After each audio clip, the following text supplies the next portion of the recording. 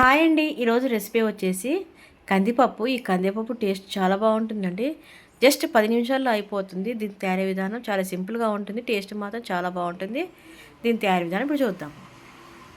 ముందుగా స్టవ్ వెలిగించి ఒక కుక్కర్ పెట్టేసుకుందాం. అందులోకి తాలింపు గింజలు వేసుకోవాలండి. తాలింపు గింజలు వేసిన తర్వాత జీలకర్ర వేసుకోవాలి. అందులోకి ఎల్లిపాయలు వేసుకున్నాము. ఎల్లిపాయలు వేసిన తర్వాత ఎండుమిరపకాయలు వేసి కరివేపాకు వేసుకొని ఒకసారి కలిపేసుకుందాము. ఇది కలిసిన తర్వాత ఇందులోకి మనం పచ్చిమిర్చి వేసుకుందాము. ఈ పచ్చిమిర్చిలోకి ఉప్పు వేయాలి. మిర్చి వేగాలండి. ఇది వేగిన తర్వాత ఇందులోకి పసుపు వేసుకుందాము.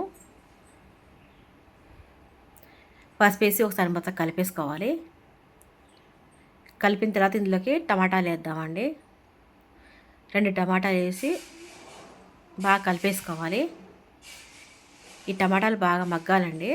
ఇప్పుడు అంతలోపు మనం కందిపప్పు చిన్న గ్లాస్తో 1.5 గ్లాస్ తీసుకొని శుభ్రం కడిగేసి పక్కన పెట్టేసుకుందాము. ఒకసారి కలిపేసుకుందామండి. టమాటా ఆల్మోస్ట్ మగ్గిందండి. ఇప్పుడు టమాటా అంతా మగ్గింది కదా. ఇప్పుడు ఇందులోకి మనం కందిపప్పు, ఇంత కడిగిన కందిపప్పు ఇందులో వేసుకోవాలి. పప్పు వేసిన తర్వాత ఈ పప్పు అంతా మొత్తం కలిపేసుకుందాము. పప్పు అనేది మాడకుండా మొత్తం బాగా కలిపేసుకోవాలి.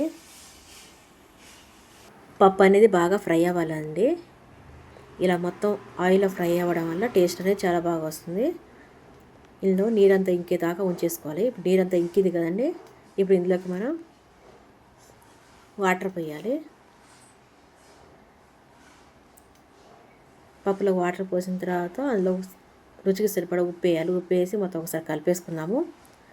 కలిపేసి 3 విజిల్స్ వచ్చేదాకా కుక్కర్ మూత పెట్టేయాలండి.